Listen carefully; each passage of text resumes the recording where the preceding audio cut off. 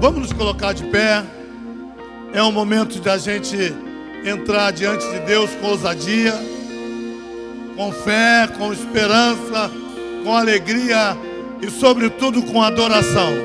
E para começarmos adorando ao Senhor, nada melhor que entregarmos o nosso corpo e com as nossas mãos louvá-lo com aplausos e glorificá-lo com os nossos lábios. Aplaudam o Senhor, glorifiquem o seu nome. Vamos louvá-lo nesta noite com toda a alegria que existe em nós. Louvemos ao Senhor.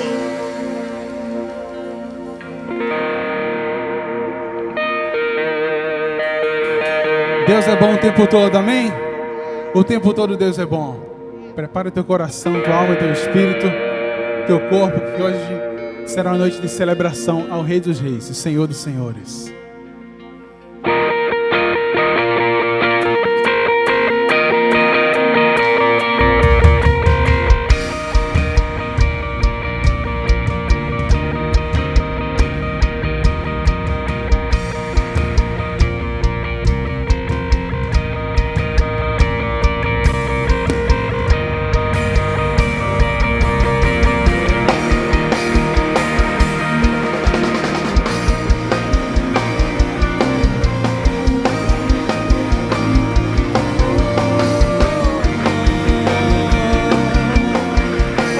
Todos juntos, estou subindo pra um lugar mais alto. Eu já queimei as fontes com o passado e os meus olhos vejo o futuro, tudo novo, tudo novo se faz. E dessa estrada eu não me desvio nunca mais. Estou firme. Se você está firme também nessa estrada, sai do chão cantando pro Senhor. Vou avançar, eu vou crescer, ninguém vai me deter. Meu alvo é Cristo, meu alvo é Cristo.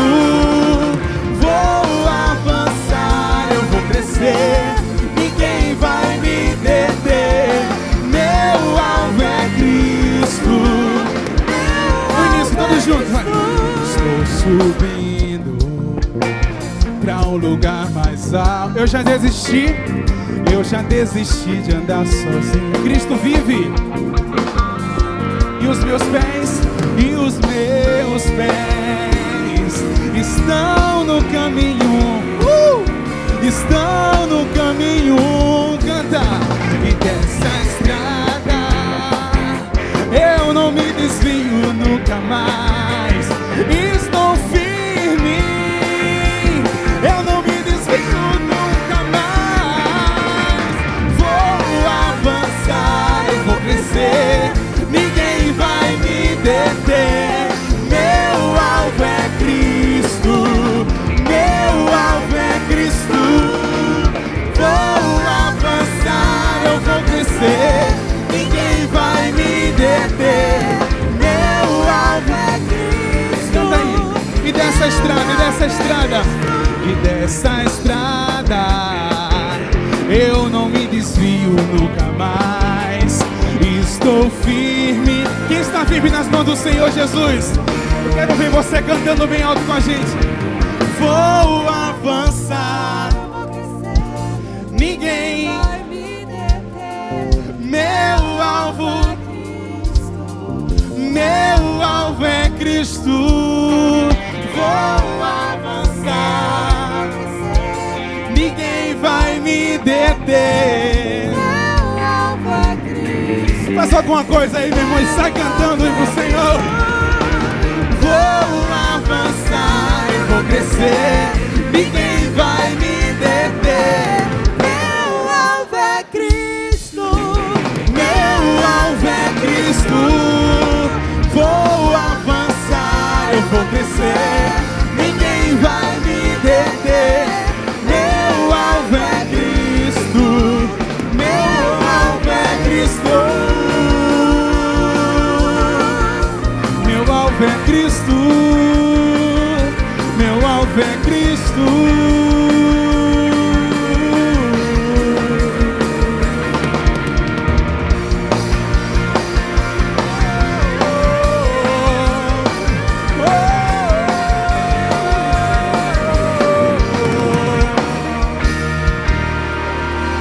Aleluia, se Ele tem sido teu sustento, tem sido teu alvo, dá um forte aplauso a esse Deus maravilhoso.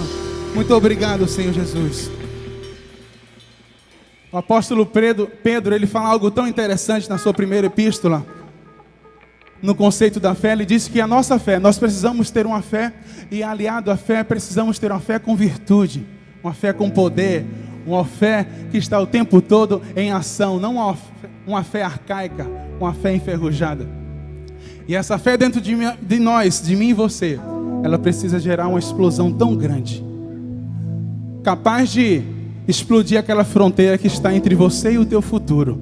Então, a tua fé, ela tem o poder de transportar você para o seu futuro. Engraçado que a fé na nossa vida, ela costuma se manifestar quando o limite da força acaba, quando a gente não tem mais força, não é? Não é assim? Pelo menos é assim na minha vida. Então, se nessa noite você chegou aqui cansado, sem expectativa nenhuma mais do seu futuro, eu quero te dizer que esta é a noite da tua fé entrar em ação. Essa é a noite que o Senhor Jesus, Ele quer te chamar de volta para Ele e vai dizer assim: olha, vem comigo, vem contar as estrelas, vem contar a areia do mar comigo. Então nessa noite, quero convidar você, no seu espírito, te estimular, para que você com a tua fé, entre nessa noite no novo ciclo, no nome de Jesus.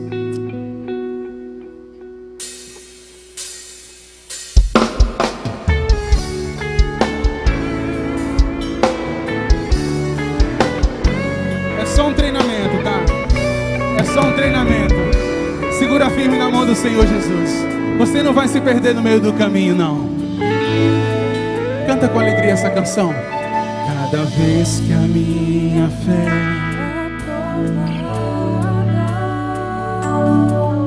tu me dás a chance de crescer um pouco mais, e vários desertos e mares que atravesso e levam pra perto de ti. Olha o consolo. Minhas provações não são maiores que o meu Deus. Nada vai te paralisar, meu querido, minha querida. De caminhar. Essa noite você vai romper em fé.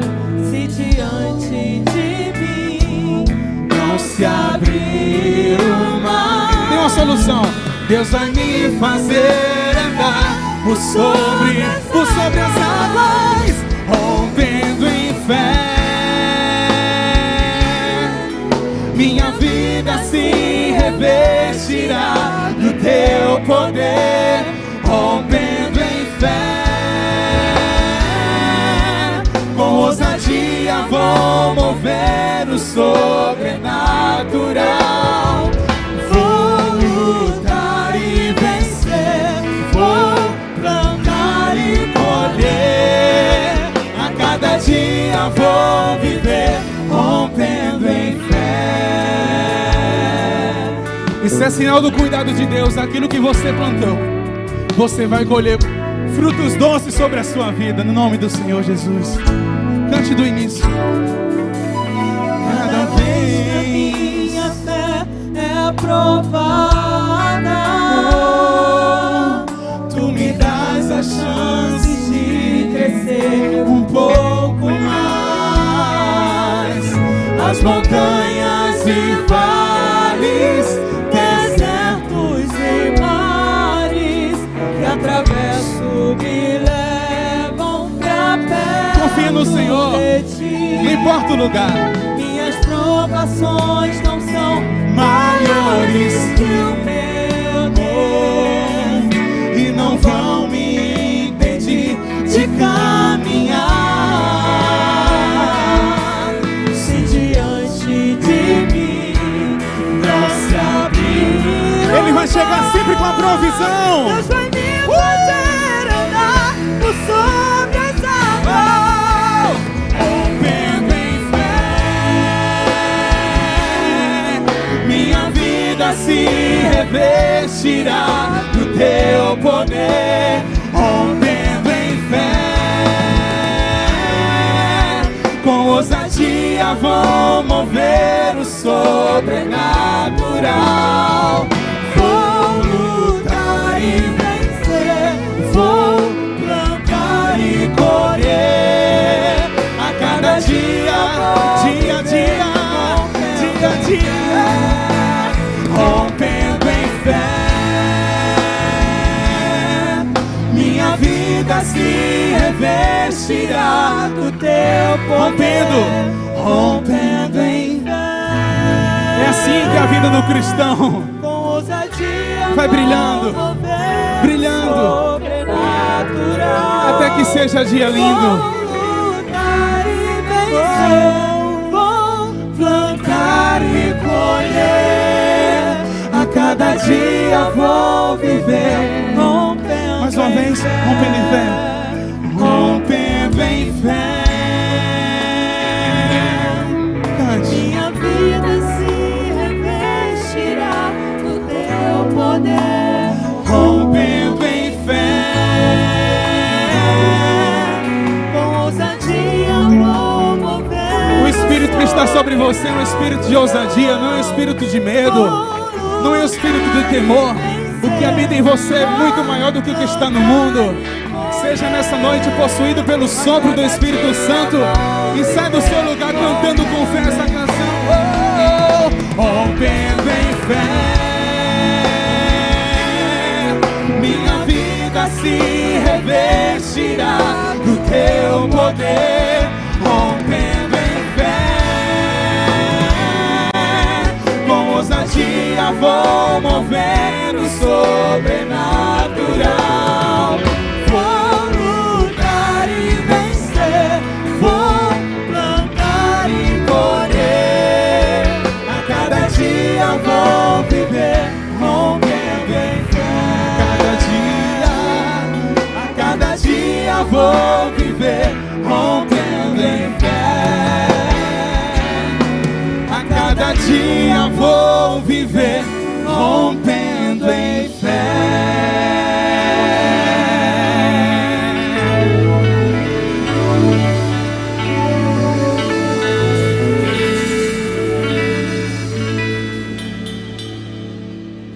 Pode até chegar para você e perguntar por que você está se esforçando para passar por isso. A sua resposta vai ser: não estou me esforçando não. É que meu estilo de vida é romper em fé. Meu estilo de vida é caminhar sobre a excelência daquele que habita em mim. O meu estilo de vida é governar sobre os problemas. Eu sou filho daquele que enfrentou todos os problemas e solucionou todos eles.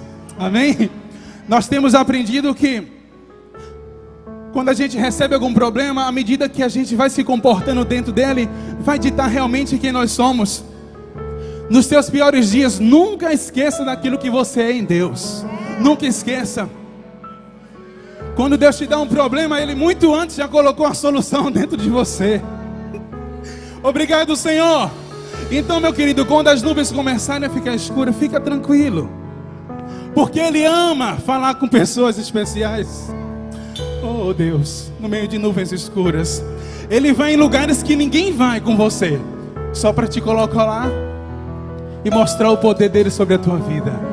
Ele faz coisas que ninguém faz, porque o amor dele é muito maior. Essa noite, se você depositar a sua fé no lugar certo, você pode receber o seu milagre nessa noite, porque ele desconhece essa palavra impossível. Então cante essa canção. Eu quero convidar você a cantar essa canção como se fosse a sua oração. Tudo que você precisasse nessa noite fosse isso. Então coloca o teu coração, o teu espírito, tudo, e canta conosco. Tudo que eu fiz foi acreditar. Isso. Não coloca dúvida onde Deus gerou certeza. Acredita nele. Como pude então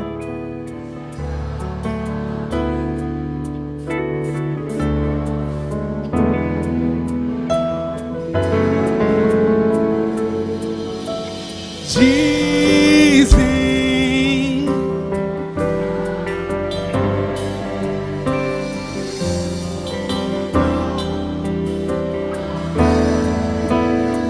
Obrigado, Senhor. Quando que era difícil, impossível,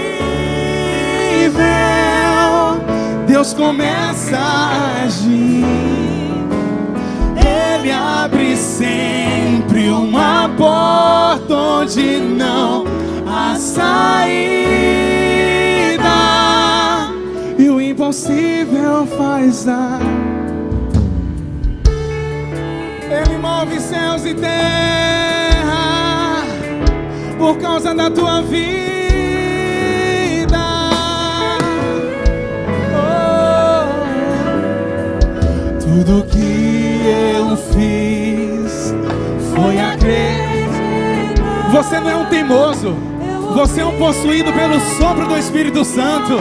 Guarda a promessa do Senhor no teu coração e aguenta firme. Ter chegado aqui, eu não posso crer que é o fim. Dizem, onde está o teu Deus? Me perguntam o que fazer. Quando que era difícil se torna impossível,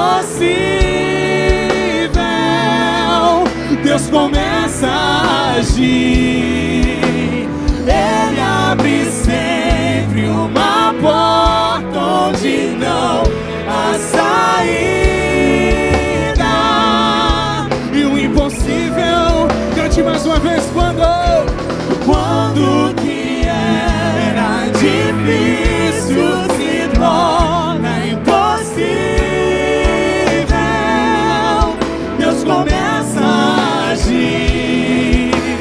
Ele abre sempre uma porta, a saída, e o impossível Ele faz. Ele faz um caminho de milagres pelo mar. Ele faz. Oh, obrigado, Senhor, porque Tu nunca se esquece de nós. Oh, Ele não te perde de vista. Aleluia. Cante conosco. Quando que era difícil se torna impossível, Deus começa a agir. Ele abre sempre uma porta onde não há saída, e o impossível Ele faz. Declare com fé. Quando quem era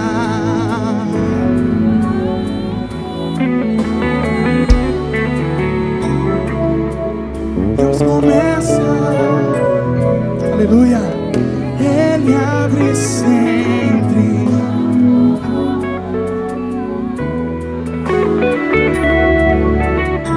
Eu vou aproveitar a atmosfera desse momento para entrar na palavra dessa noite. Quero falar hoje sobre a linguagem do reino de Deus. Queria pedir que você abrisse sua Bíblia, por gentileza, na carta de São Paulo aos Romanos, capítulo 12.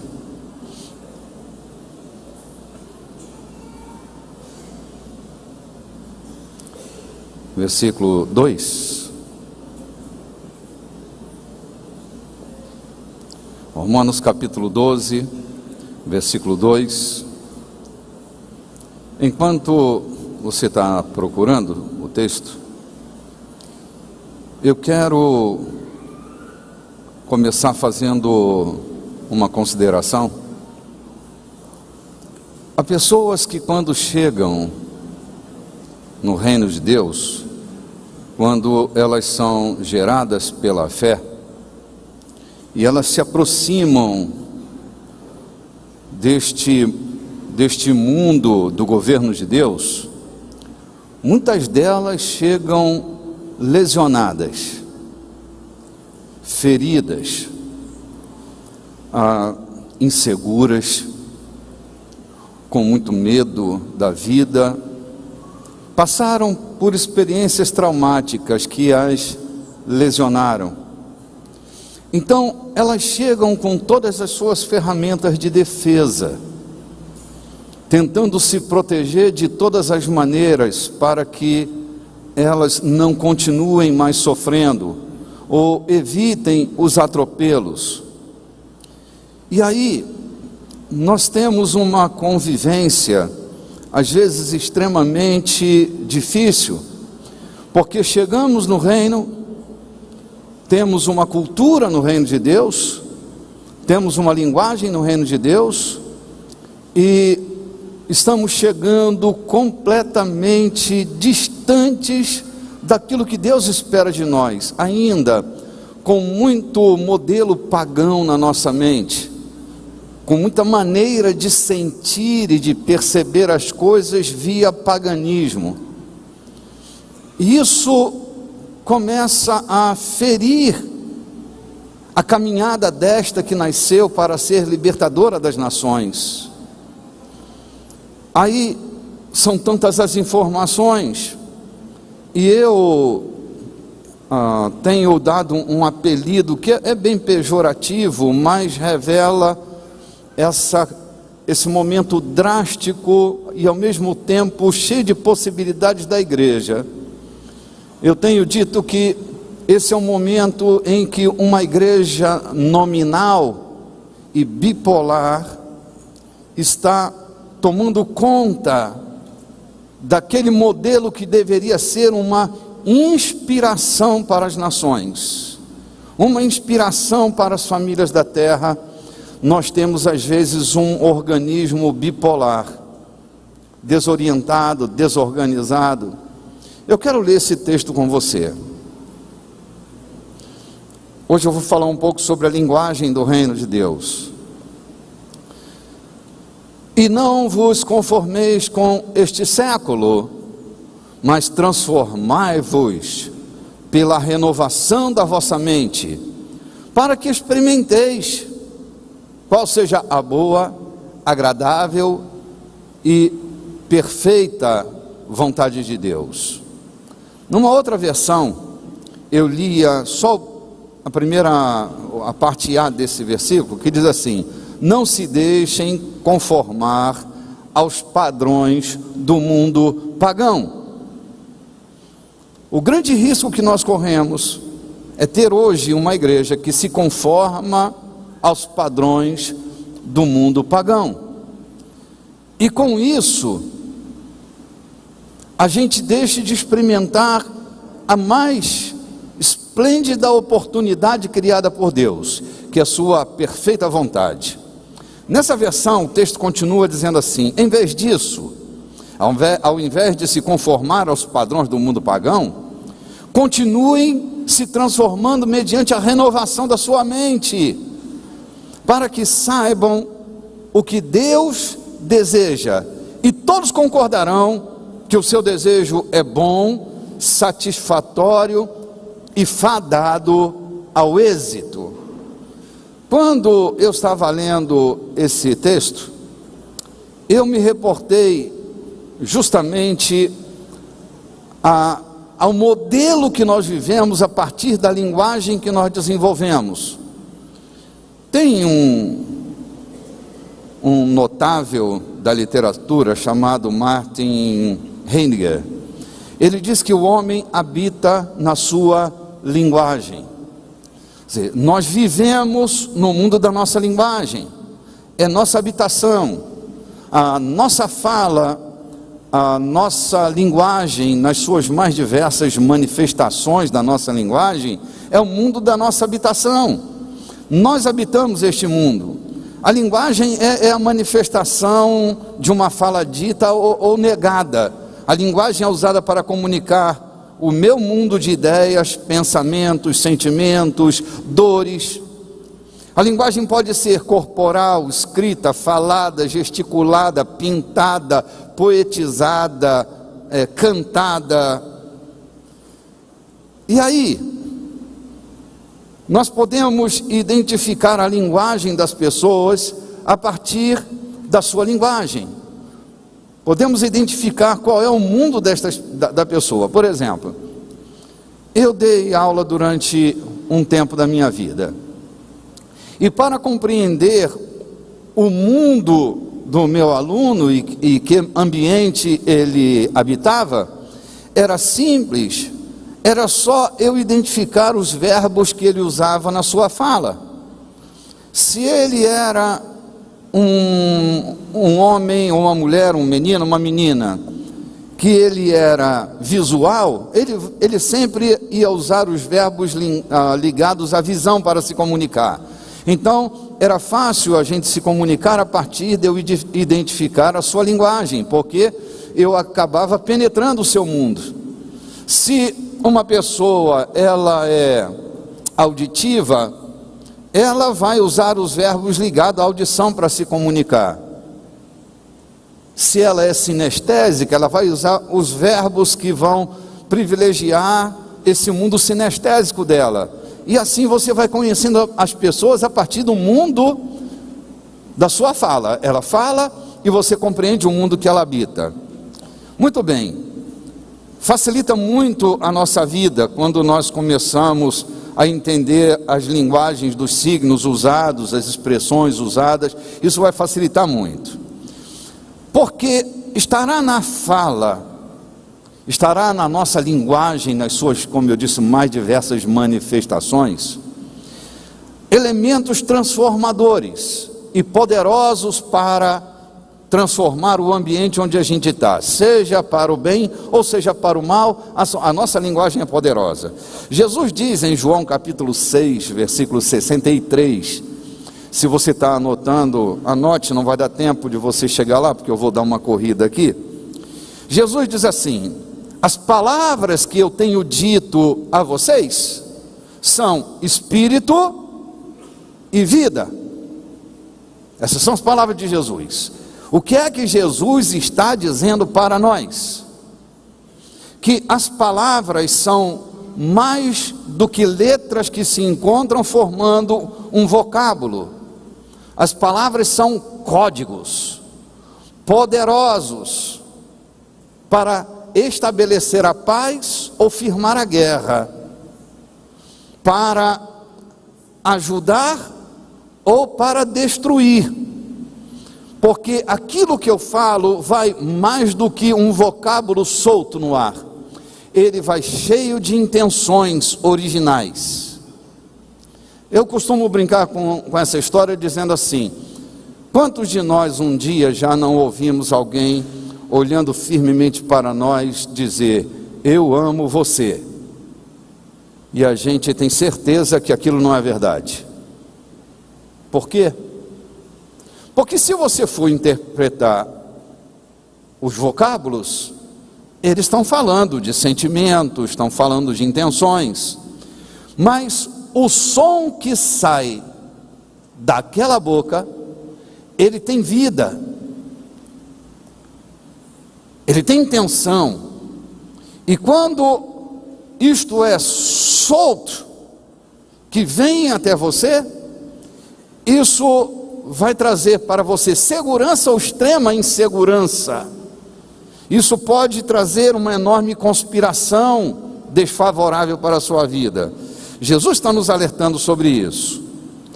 Jesus também, em João capítulo 15, ele diz: vós já estáis limpos pelas palavras que vos tenho dito, falado.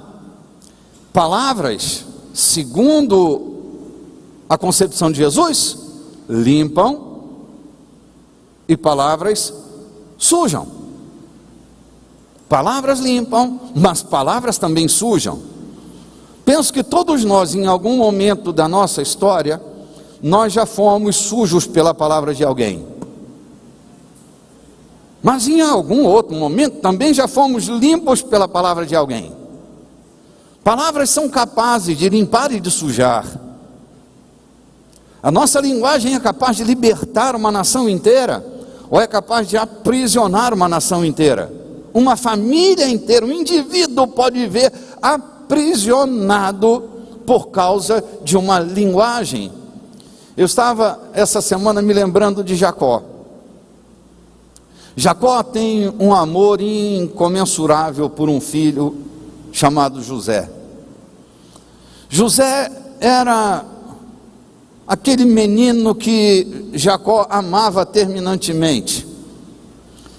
A família tinha uma certa dificuldade na convivência, até porque José não escondia, ou Jacó não escondia isso, era explícito o que ele sentia sobre a vida de José. Um dia, a situação em casa é tão perturbadora, José inspira tanto ciúme nos seus irmãos, que eles conluiam em casa e decidem dar um fim na história de José, porque José os incomodava. Sabe, briga de irmãos, sabe o que é isso?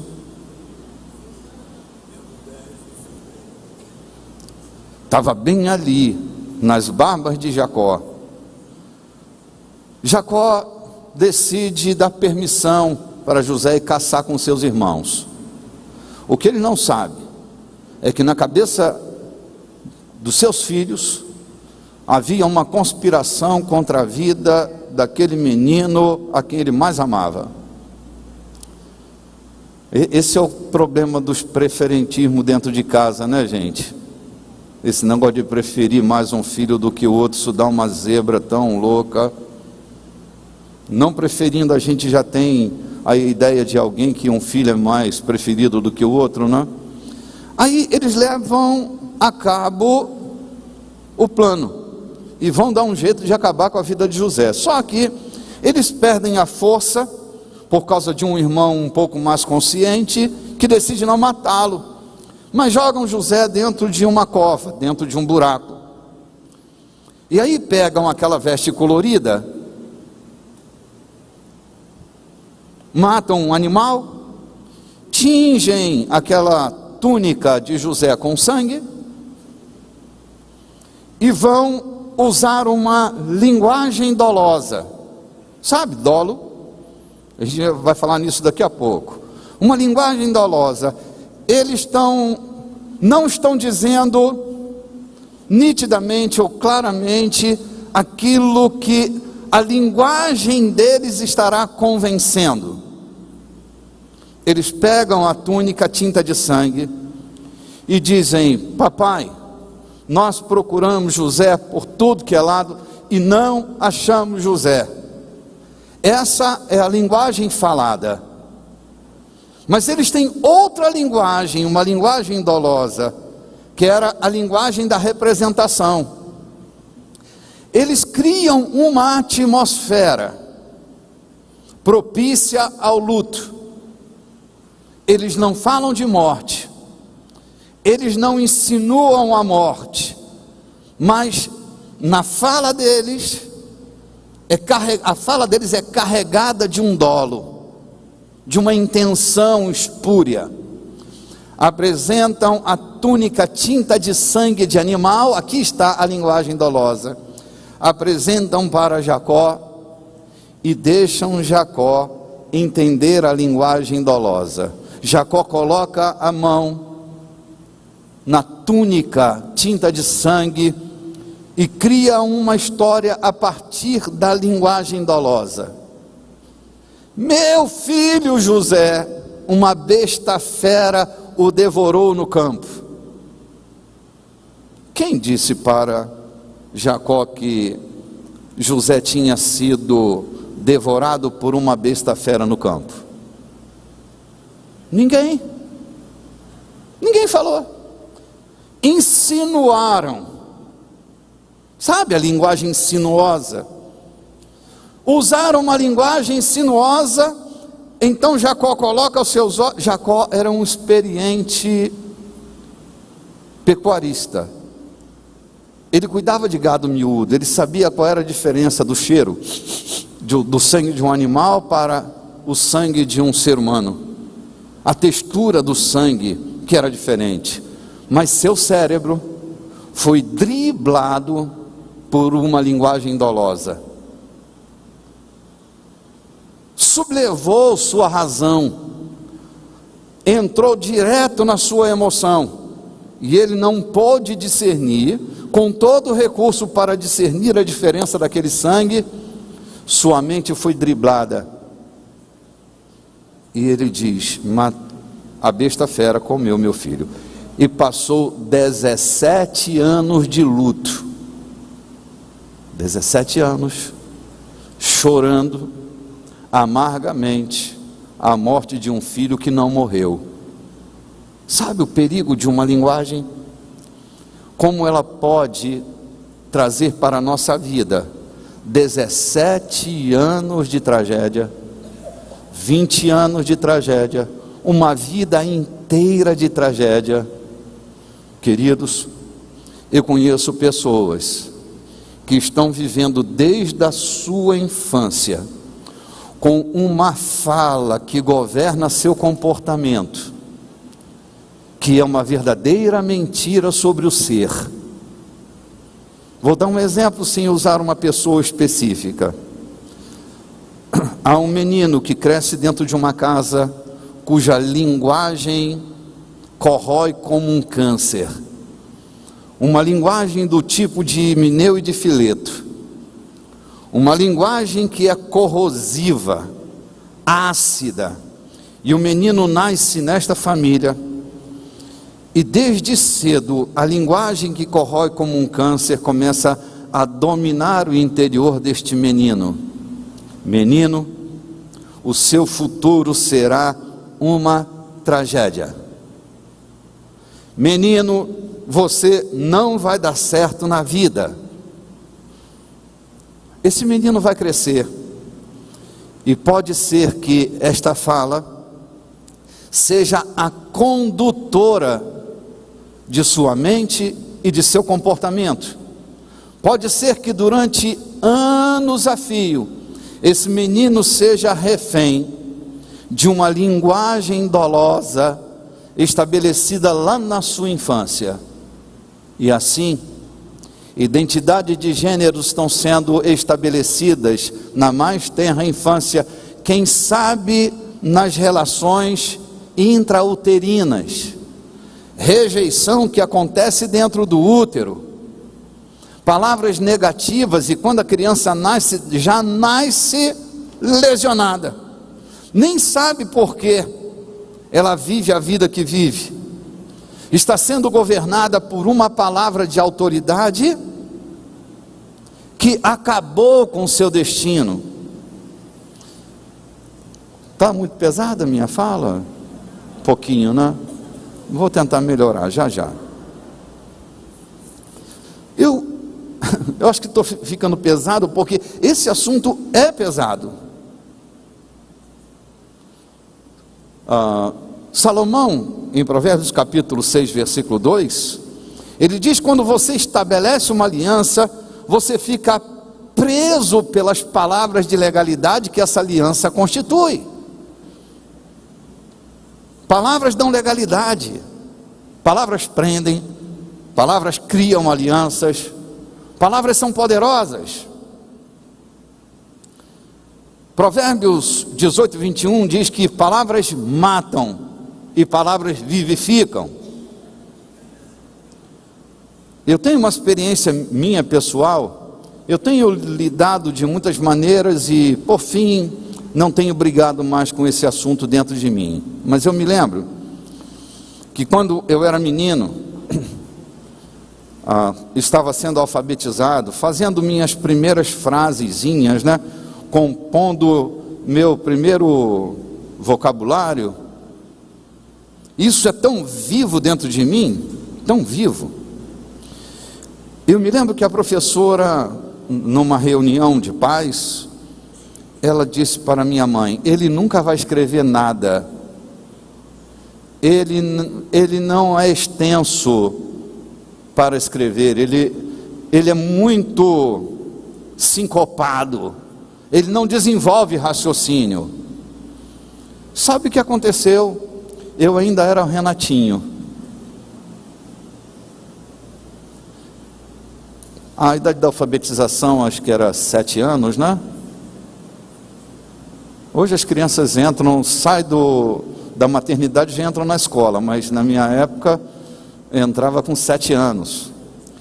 Eu era um menino de 7 anos, com uma mente indefesa, com um modelo a ser formado, e a minha primeira autoridade escolar lançou sobre mim uma palavra. Eu imagino que ela não tenha ideia da loucura que ela fez aquele dia,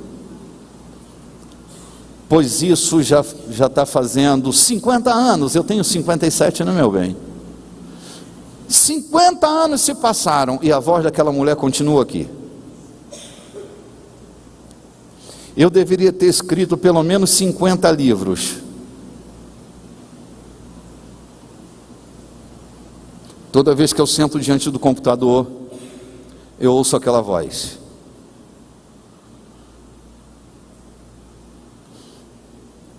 Eu estava fazendo curso de Direito, e para escrever uma peça jurídica, eu fiz Português Jurídico 1, Português Jurídico 2, Português Jurídico 3, e se houvesse 4, 5, 6, 7, 8, 9, 10, eu teria feito. Então eu comecei a escrever peça jurídica. Assim, não teria um problema de escrever uma peça jurídica. Mas pense para escrever um livro, o parto que é escrever. Não, eu não tenho dificuldade para falar. Poderia falar por horas e horas e horas e horas e horas, pode ter certeza disso. Mas quando eu sento para escrever, eu tenho que ter a ajuda da minha esposa, do Cláudio, da Márcia, do João, aí sai um livro a 1000 mãos, não é? Ou uma apostila a 1000 mãos, porque uma palavra. Aí um dia eu disse, cara, quantos livros Jesus escreveu? Quantos? Quantas apostilas Jesus escreveu? O único registro que tem que Jesus escreveu uma coisa, ele escreveu na areia, logo veio uma onda, apagou tudo que ele escreveu. Aí eu me conformei, entendeu? Eu não me sinto lesionado por isso, não é isso, mas a palavra daquela mulher ainda ecoa dentro da minha mente. Quantos de nós estamos sendo guiados por palavras que ouvimos?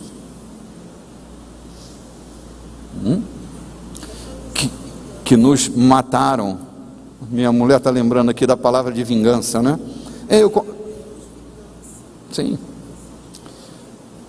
Imagina você que em algum momento da nossa vida, palavras saíram da boca de alguém que mataram um pouquinho a gente naquela dimensão determinada.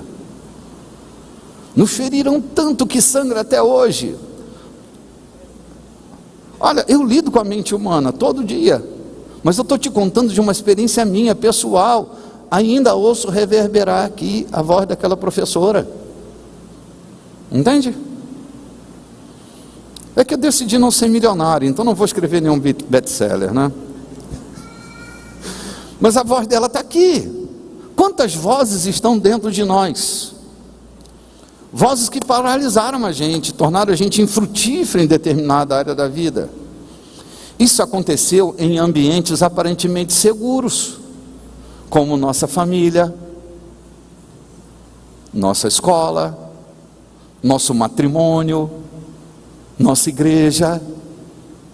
Ambientes que a gente não esperava, ambientes aparentemente seguros, estáveis, com a proposta de colocar a gente para cima, mas quantas vezes nos colocaram para baixo? Das que a gente tem consciência, há aquelas que a gente não tem consciência. Palavras, como eu disse, que estão determinando a maneira que a gente tem de viver, determinando o que a gente come ou o que a gente deixa de comer. Como eu disse anteriormente, determinando o gênero em que a gente vai estar convivendo com o mundo sexual, determinando os modelos pelos quais ou para os quais nós vamos caminhar.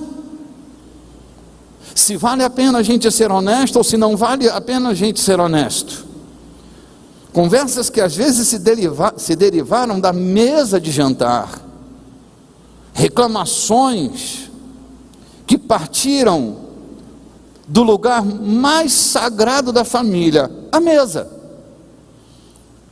Então, a minha preocupação em falar um pouco sobre a linguagem do reino é que pode ser, gente, que nós nos declaremos cidadãos do reino de Deus e vivendo em modelos que absolutamente não tem nada a ver com o reino de Deus.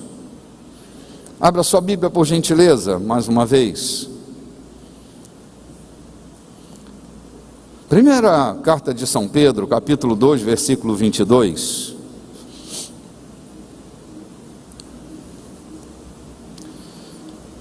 Dando testemunho do nosso Senhor, e assim, e para a gente falar de cidadãos do reino de Deus, nós temos um modelo de cidadania, um modelo de como um cidadão do reino de Deus vive, e esse modelo é Jesus. Jesus é o nosso modelo de cidadão do reino, que na sua humanidade, ele foi o perfeito homem, o homem que inspira todos os homens a serem como ele, na sua fala, na sua maneira de lidar. Eu estava me lembrando essa semana com o pastor Eliel, de como as pessoas estavam seguras nas mãos de Jesus, e como às vezes as pessoas estão inseguras nas mãos dos líderes religiosos, porque Jesus não manipulava o destino de ninguém, pelo contrário, Jesus era um libertador. Minha fala aqui não tem a intenção de criar um problema na área que eu vou citar, é só para despertar uma exclamação. Jesus está indo na direção de uma cidade chamada Gadara. Lá, porcos valiam mais do que gente, na cidade de Gadara. Era uma cidade cujo comércio dos porcos era um comércio muito intenso, e parece que os porcos eram mais importantes do que as pessoas. Jesus está caminhando na direção da cidade de Gadara, e lá na cidade de Gadara tem um fenômeno, todo mundo conhece. É um homem que vive dentro do cemitério de Gadara. Sabe, um homem perigoso. A sociedade o repelia. Era um homem de uma reputação que era para lá de duvidosa. Ele não tinha nem nome para a comunidade. Ele era chamado de o endemoniado gadareno. Sabe, o endemoniado gadareno. Devia ter um nome, né? João, o endemoniado. Mas não, era o endemoniado gadareno, era o título dele. Esse endemoniado gadareno, ele está possuído de uma legião de demônios, e Jesus está passando por ali. Este homem atormentado pelos demônios chama a atenção para si naquele momento que Jesus está passando, e Jesus, vendo-o atormentado por aquela legião, expulsa a legião que estava habitando no endemoniado gadareno. Aquele rapaz se vê extremamente grato, livre, depois de anos, comprometendo a reputação da sua família, gerando tristeza, preocupação exagerada. Eu tenho 3 filhos, imagina se um filho desse fica endemoniado, que perturbação que isso vai dar para minha família, para minha casa, como é que eu vou me sentir inseguro? Imagina você. Vamos falando de gente, nós estamos falando de uma história em quadrinho, estamos falando de gente. Não é de uma história do Maurício de Souza. É uma história de gente como nós. Esse endemoniado gadareno tinha mãe. Ele não era filho de uma chocadeira, ele tinha uma mãe, tinha um pai, possivelmente irmãos, tios, avós. Não estava desplugado da vida, mas tinha perdido o contato. Tamanha era a extremidade que esse cara vivia, dentro de um cemitério. Eu pastoreei uma igreja que tinha uma senhora que ela habitava o cemitério. Gente, precisava ver o estado daquela mulher. Era uma mulher que metia o punhal aqui assim na garganta, vinha cortando até a virilha. Aquilo se abria e em segundos se fechava novamente. Não era uma história da carochinha. Expulsando um demônio daquela mulher, ela sumiu na nossa frente, filho. Virou gás. Apareceu na última cadeira, deitada debaixo da cadeira. Não são historinhas que eu estou te contando, são coisas que eu vi. Eu estava lá, eu presenciei. Eu fui pastor dessa família. Às vezes era de madrugada, batiam na janela da nossa casa lá. Pelo amor de Deus, mamãe sumiu novamente. A gente ia lá no cemitério de Inhaúma, lá estava ela. Cemitério de Inhaúma, é um cemitério da cidade do Rio. Estava lá, deitada dentro de uma tumba. Então eu fico imaginando esse endemoniado gadareno. Jesus chama esse rapaz para si, liberta os demônios dele. A gratidão é tão grande que ele pensa que gratidão e dívida é a mesma coisa. O favor de Deus nunca vai gerar dívida na sua vida. Todo favor que Deus estabelecer na sua vida não vai gerar uma dívida para você. Ele diz: mestre, eu vou contigo. Para onde tu fores eu irei, eu vou te acompanhar. Para onde tu fores irei. E Jesus, olhando para ele, diz: vai para a tua casa. Você lembra dessa história? Jesus não faz um curso de teologia por correspondência com ele. Jesus não leva ele para a rádio de Jerusalém para dar seu testemunho. Jesus não leva ele para a TV de Cafarnaum. Sabe o que Jesus faz? Liberta esse homem. Ele não se torna prisioneiro nem dos caprichos de Jesus, nem para a classe de catecúmeno Jesus o chama para ir. Sabe por quê? A intenção de Jesus não é colonizar os homens, é libertar os homens. Aí nós não temos medo de Jesus. Ele é o nosso modelo, o nosso paradigma, que não vai lucrar com a nossa fé, que não vai ter vantagens sobre nós. E Jesus será o nosso modelo. Aí no texto que eu pedi que você abrisse, Pedro está dando o testemunho dele. E diz: no qual Jesus nunca houve pecado. Ou seja, ele era o homem perfeito. Nem na sua boca se achou dolo ou engano, depende da versão. A palavra dolo ou a palavra engano tem o sentido de atrair com engano. Ou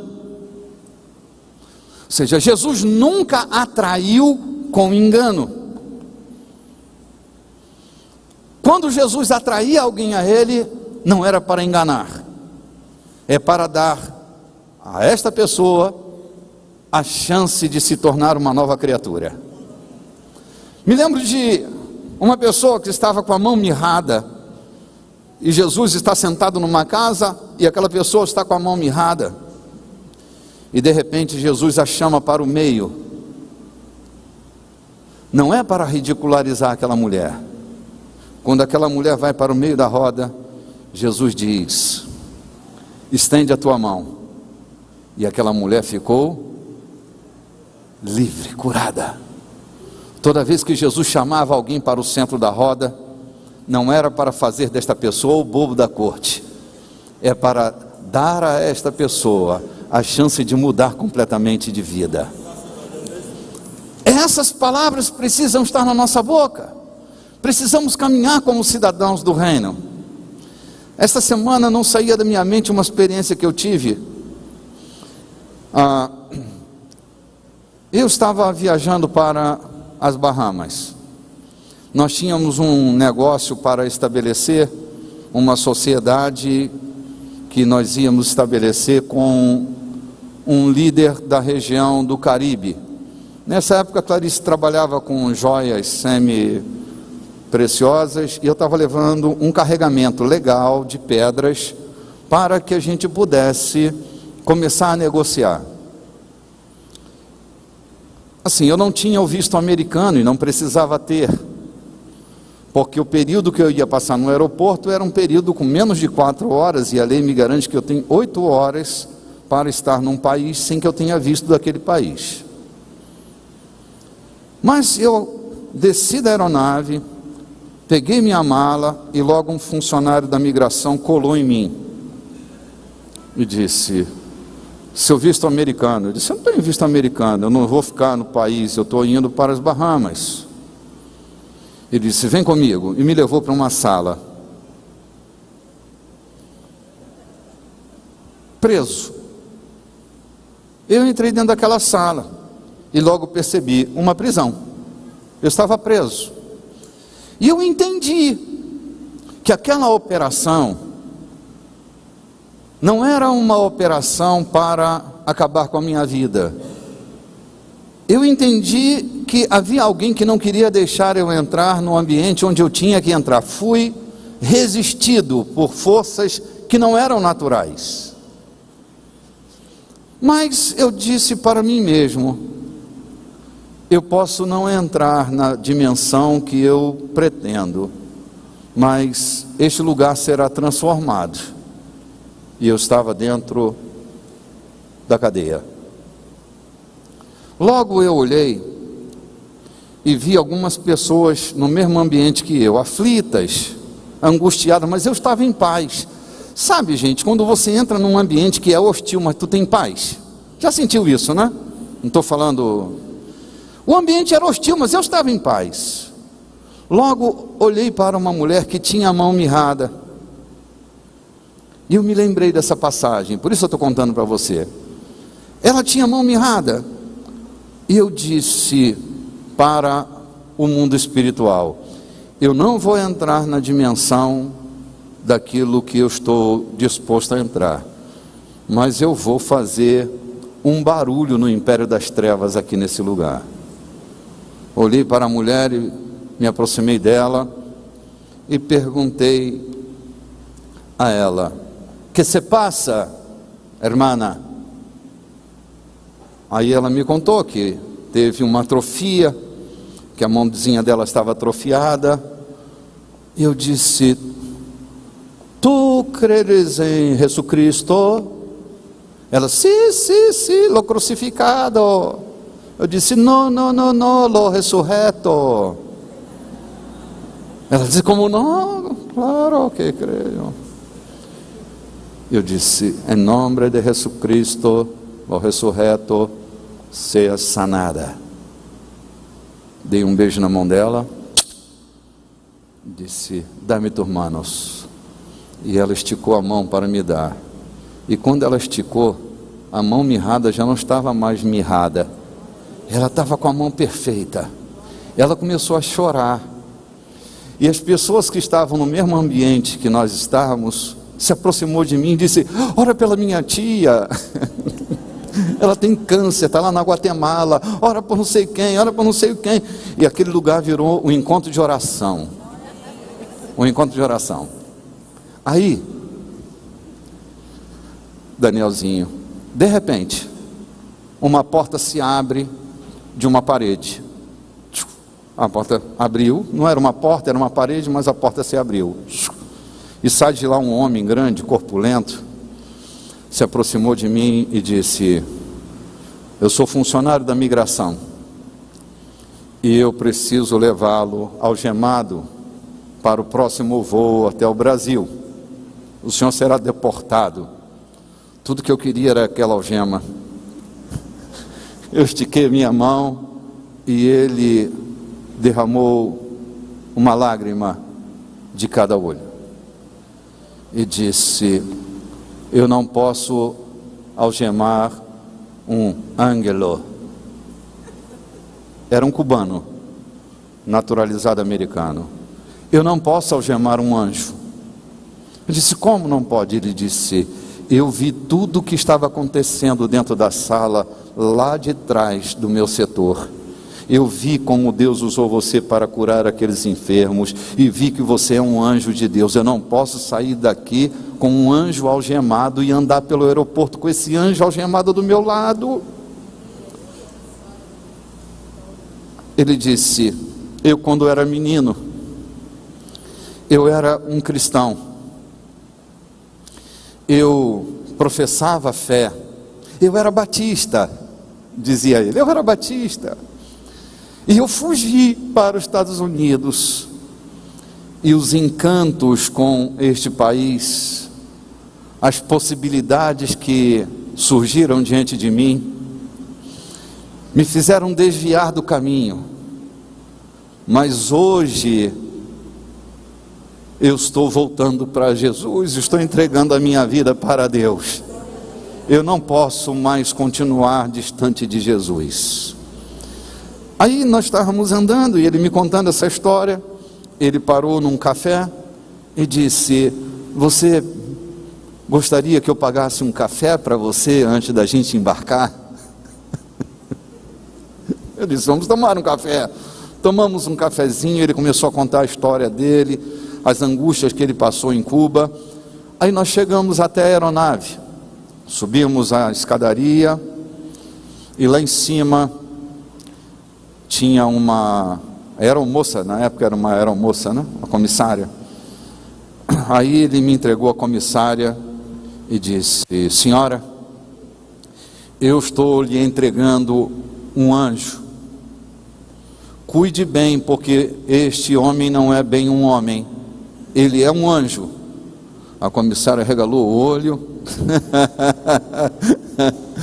e disse, verdade? Ele disse, verdade, este homem é um anjo. Pegou meu passaporte e disse, eu peguei seu passaporte e não deixei registrar a deportação, você continua livre como se nunca tivesse entrado aqui. Toma, me entregou o passaporte, eu entrei e ela disse, bom, se o senhor é um anjo ou não é, eu não sei, mas vou tratá-lo como se fosse. O senhor entra, sente-se na sua poltrona de origem e assim que o avião decolar, o senhor volta para a primeira classe, o senhor vai para o Brasil de primeira classe, porque anjo tem que voar em primeira classe. Oh, meu Deus do céu. Essa história ilustrativa tem um sentido de dizer para você que aquilo que sai da sua boca impacta o lugar onde você está. Eu vou continuar esse assunto na próxima semana. Infelizmente ainda estamos reféns do nosso relógio, né? Mas eu quero dizer para você que aproximar-se de Jesus é aproximar-se de uma porta aberta, para você ver coisas lindas acontecerem na sua vida e na sua história. Deus quer usar a sua fala, o mundo da sua linguagem, para libertar seus amigos, seus parentes, aqueles que andam perto de você, aqueles que estão enganados com relação àquilo que são, porque estão se tornando aquilo que disseram que eles eram e não aquilo que nasceram para ser. E uma palavra sua pode anular, impedir que esta palavra maldita prospere na vida desta pessoa linda, que nasceu para ser frutuosa, que infelizmente ainda é refém da dor, do medo, da insegurança e da tristeza. Nossa palavra é libertadora. Não há dolo na boca de um cidadão do reino de Deus. O nosso modelo é aquele que da sua boca não se achou qualquer linguagem dolosa. Seu sim era sim, seu não era não. Ele não tinha meias palavras. A gente volta então semana que vem, tudo bem, gente? Paz seja sobre todos vocês.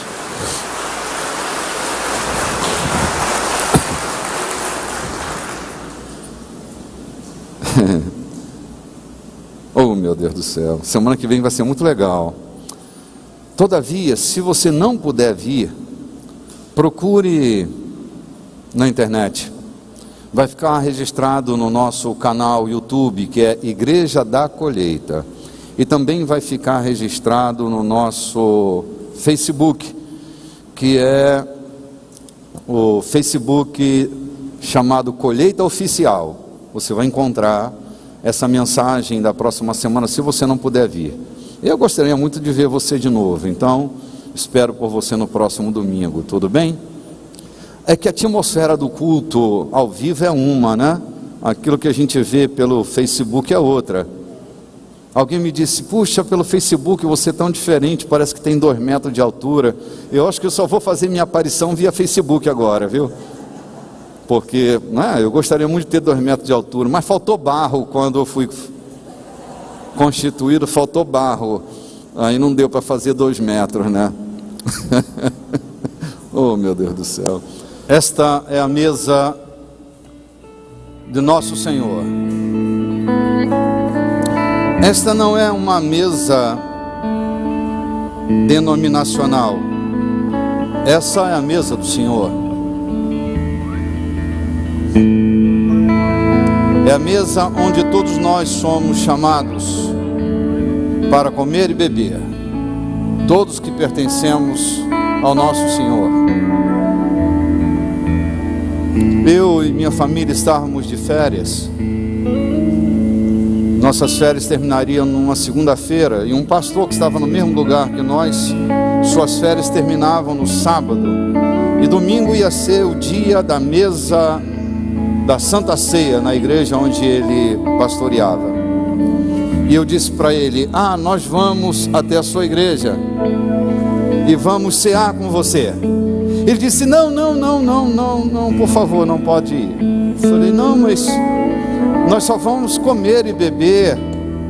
Ele disse, não pode, porque lá na igreja que eu pastoreio, nós temos uma ceia que é restrita. Eu disse, que diabo é ser restrita?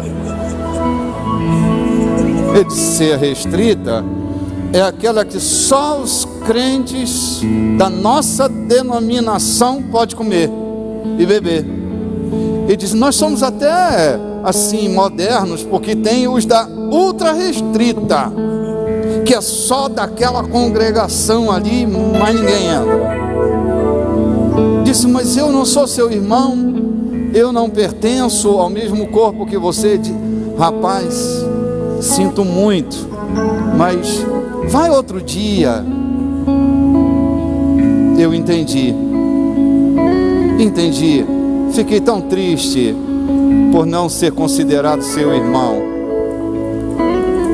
Alguns anos aqui em São Luís, eu estava celebrando uma colação de grau, e bem, eu entrava numa avenida lá do local de culto. Estava eu e um padre capuchinho. A gente estava conversando e a conversa estava tão boa, tão animada com aquele frei capuchinho. Aí quando nós chegamos diante da cerimonialista, ela disse, o senhor que é frei capuchinho, vai lá para aquele corredor. E o senhor que é bispo evangélico, vai lá para aquele outro corredor. O frei olhou para mim e disse, bispo, estão querendo dividir o indivisível. Minha pergunta à sua consciência mais íntima, quem lhe parece mais meu irmão? O frei capuchinho, que me considerou parte do corpo que ele era, ou aquele pastor que disse, não apareça lá? Sabe, gente, esta não é a mesa da igreja, essa é a mesa do Senhor. O corpo é o de Cristo, não é meu. O sangue que foi derramado foi o de nosso Senhor Jesus Cristo. Nós somos unidos em Deus pelo mistério eucarístico. Quando eu acesso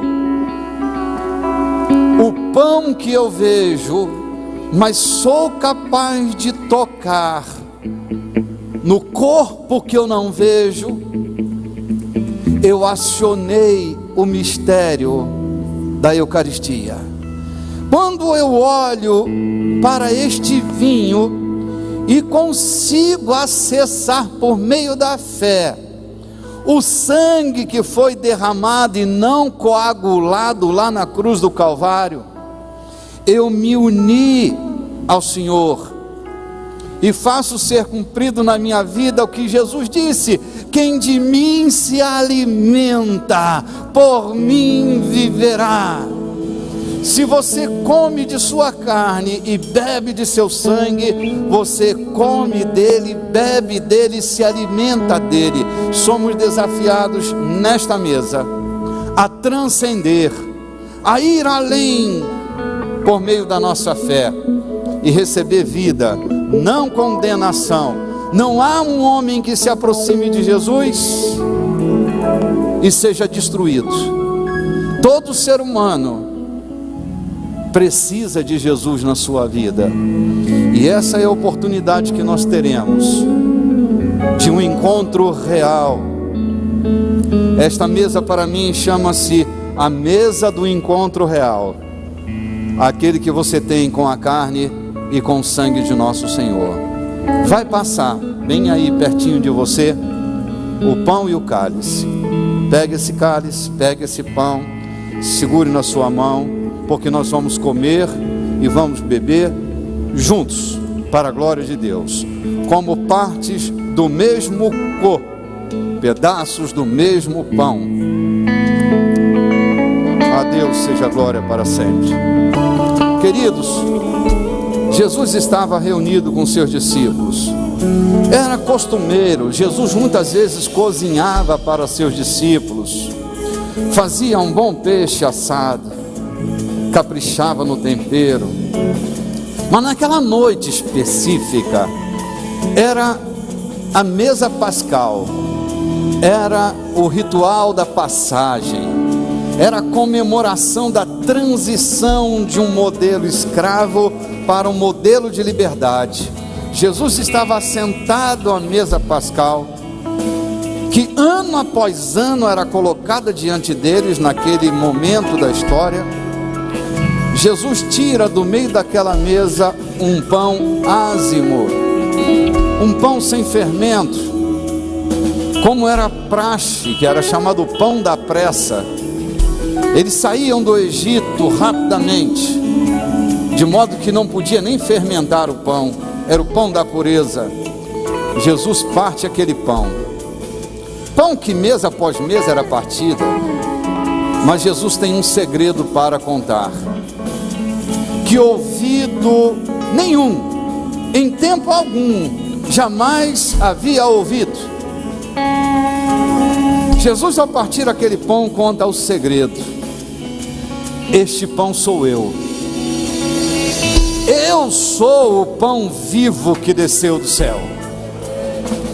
Vossos antepassados comeram deste pão de maneira simbólica, mas hoje eu revelo a vocês que nós saímos do simbolismo para a praxis.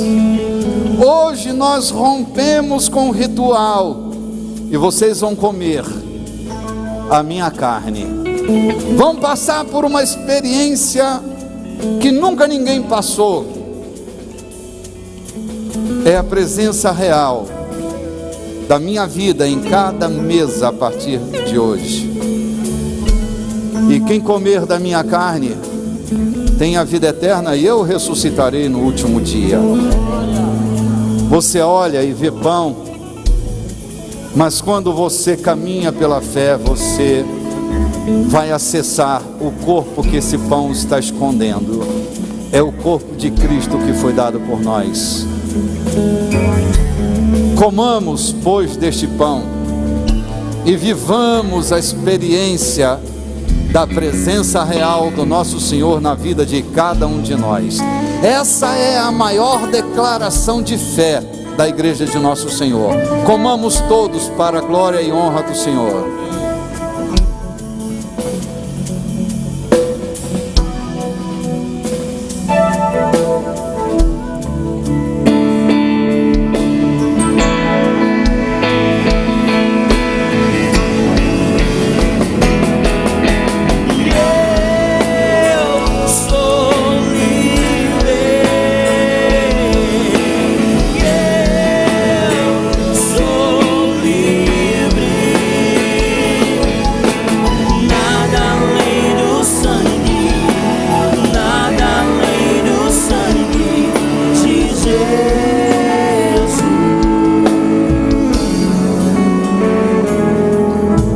Depois de terem ceado,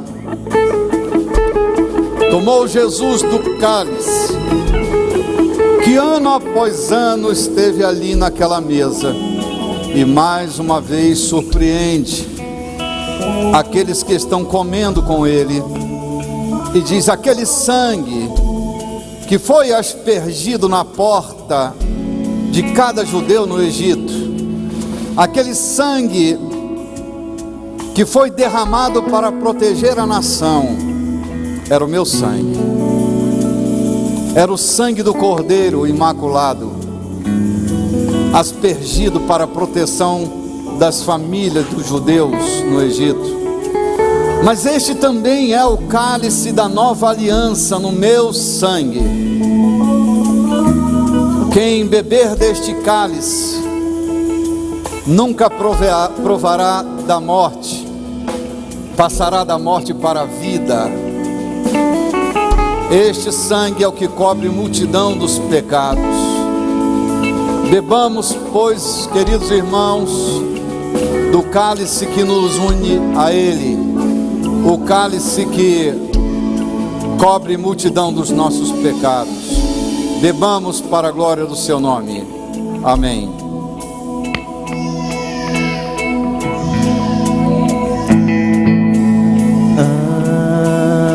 Algo mais que a